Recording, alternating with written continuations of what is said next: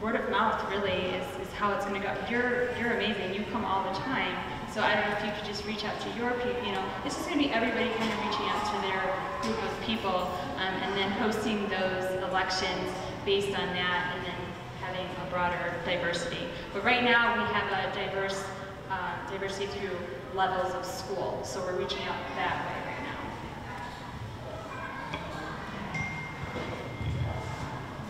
I would also add that a lot of the outreach to parents is through the teacher and at the teacher level. You know, at the elementary level, teachers are using email to reach out to all of our families, and at the secondary level, of course, they're using Canvas to do the same. But we certainly welcome suggestions on how we can ensure that we are including all stakeholders in all of our communication and events like this. Yeah, I just wondered, because I think within that ethnic diversity there's a lot of cultural miscommunications and also language barriers. Even simple things like PTA box tops. I grew up in a different country. We don't do that where I came from, so I don't know anything about that program. I've just learned it as I've become part of the culture here, and at least English is my first language, so I understand it, I know how to go about it, I know what it means. But there's a lot of parents who may be in a different situation, who are maybe more isolated. They don't know box tops. They don't know King Soopers cards and how to renew them. So there might be some lost opportunities that the school can find and get some free cash, if nothing else. I'm more parenting. Fabulous, thank you. Are there other questions today? Any questions? Okay. I have kind of a question, suggestion.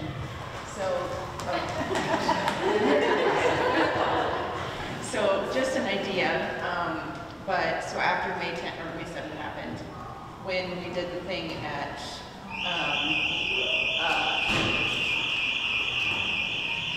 someone just opened the door. That's it. Right after I said That's a door alarm. Yeah, sorry about that. All that's okay. the non-regular entrances are alarmed. So someone must have tried to go out a non-regular entrance.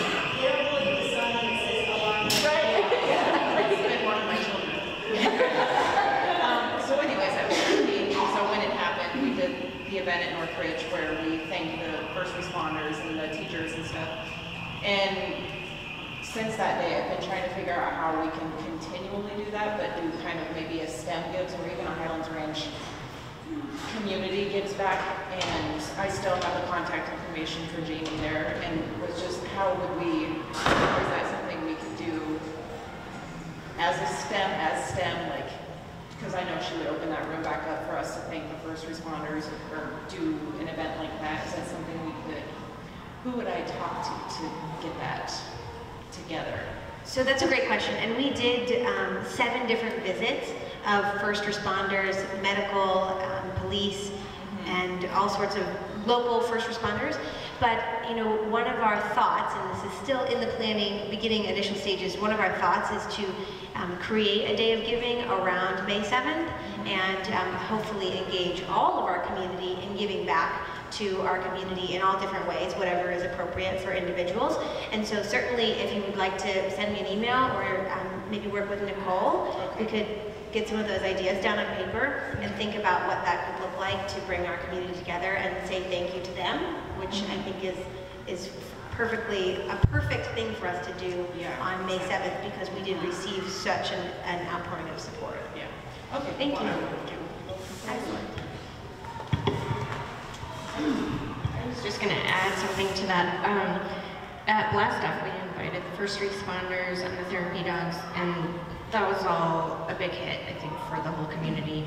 And so we're planning to do another event, Cookies and Cocoa, in December, and again, invite therapy dogs and first responders. So we're trying to keep an open line of communication with them and create positive experiences for everybody, because I think it's good for the first responders too. I think it's good for the community to say thank you. Like, you don't want to have a day that's set to be like, Right. we literally were there in seconds for our kids. Right. That we don't have, you know, we can do it on our own, but I think extended that regularly forever. Yes. It's just something to look forward to. And there was such a huge outpouring that day that I think it would be just as, maybe not all the tubs and the teachers, but just something to- Perhaps we did, for our first lockdown drill, we did a, kind of a first responder appreciation maybe that could be a STEM tradition that we continue in the future, is making sure that we have regular built-in days into our schedule that allow us that opportunity. It's fabulous. And I do want to echo what Susan said as well. When we were doing these visits to all of the first responders, it was very clear that our visits were so incredibly meaningful to them. We thought we were going to say thank you and to deliver cards and they would hang them up on the walls, but it really was, it was an incredible experience because they just were so appreciative of that support from our students and from our staff. So I agree, I think that's a wonderful thing for us to continue in our new traditions moving forward. I just wanted to remind that, so that in August when the class of 2019 was brought back in, and the alumni in general, they were kind of told that would happen again in December when they're all home from college, so I just wanted to make sure that was on the radar to be happening again, because they're all sort of counting on it, okay? And the other thing I wanted to suggest is like the middle school field trips have always been such a great shared experiences for those classes and really bond those classes together. And I would love to brainstorm some ways to make those more financially feasible for a larger group, or to do smaller experiences too that would include the larger group. And to include those, to expand those through high school. We just don't have those educational related field trips in high school. We do the one to York, but, and I know sort of, you know, teenagers fall out of that, wanting to do that, but I would love to see us offer more of those educational based experiences at the high school level. Excellent, thank you. We do. We want that too, because we have tried many iterations of the high school field trip, and currently we're doing the London iteration. We are. We've been exploring.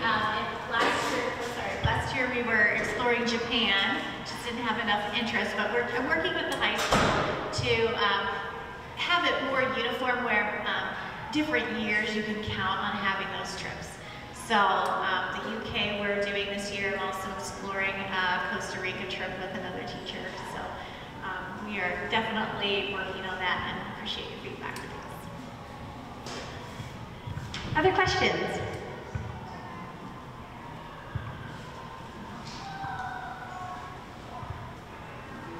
Okay, well, we are all able to hang out at least a couple more minutes, so if you have any individual questions, we will be here for you.